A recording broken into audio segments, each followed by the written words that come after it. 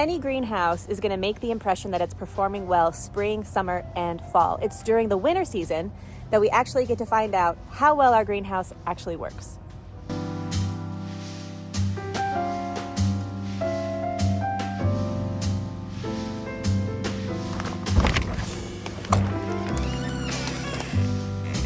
Okay, so when I built this greenhouse, I did it with the idea in mind that I wanted to take advantage of natural solar lighting over fake greenhouse lights to start seeds, keep tender plants warm, especially in the spring, and prolong my growing season come autumn.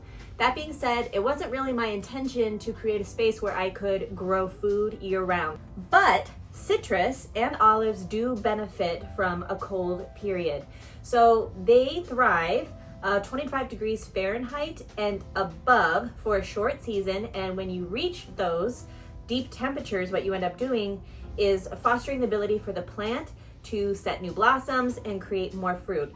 If citrus trees in particular don't have a cold snap, they don't set fruit the same way. So it's really important for them to at least experience a little bit of cold. But that being said, I don't want them to be exposed to temperatures below 25 degrees Fahrenheit for prolonged periods of time. So that's where the greenhouse comes in.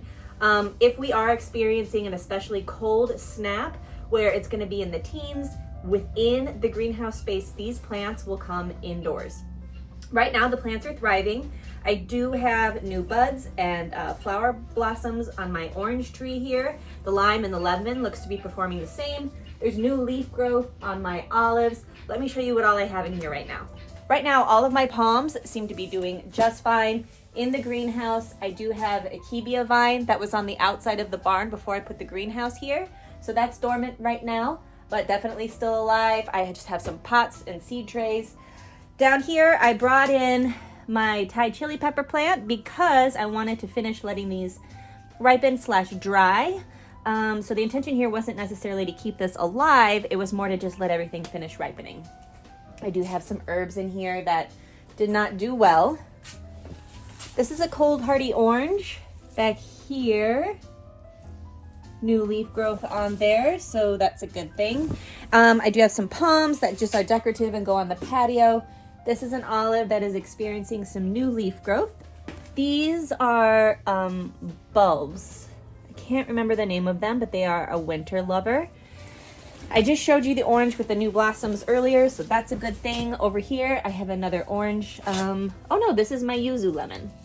A cold hardy lemon, another palm, and then I have some garlic hanging that I had dried for fresh eating. That's just kind of hanging out in here. This is a variegated lemon tree. It's doing exceptionally well. Tons of new leaf growth so far this winter. There's a rose back here, climbing rose to go up this trellis, though it's got a little bit of powdery mildew I need to address.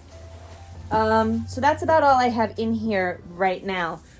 Because citrus does need to experience some cold, again, when it gets to be a little bit more of a consistent and reliable temperature in the springtime, those trees will move out, and that's when all of the potting benches will be cleared and I can start my seed starting for spring. The first thing that I do is onions, and that's actually going to be in just a couple weeks. I start those from seed in January.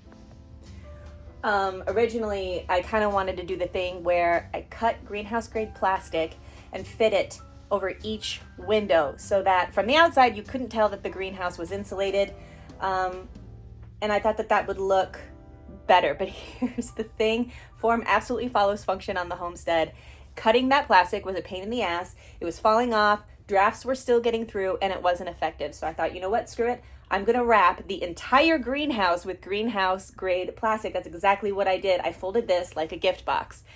There are no drafts. It's doing really well. And I just attached the plastic to the greenhouse with a staple gun. So come spring, when our temperatures are more consistent and it's warmer, I will take the plastic off, fold it up, and save it for next season. It's not a single-use plastic, so we're definitely gonna reuse that. So one thing that I did to ensure that drafts don't go in and out through the doorway is I cut the flap of the plastic in a way that it kind of tucks over the door. If you're interested in heating your greenhouse, there's a few ways you can do it. One is to use plastic grade wrap like I did, specifically meant for greenhouses. The second thing that you can do is add a heater, but for obvious reasons such as fire hazard and added electricity, I'm not really interested in running a heater all the time. Large 50-gallon drums can be filled with water and it creates thermal mass. Water slows at a slower temperature than your water.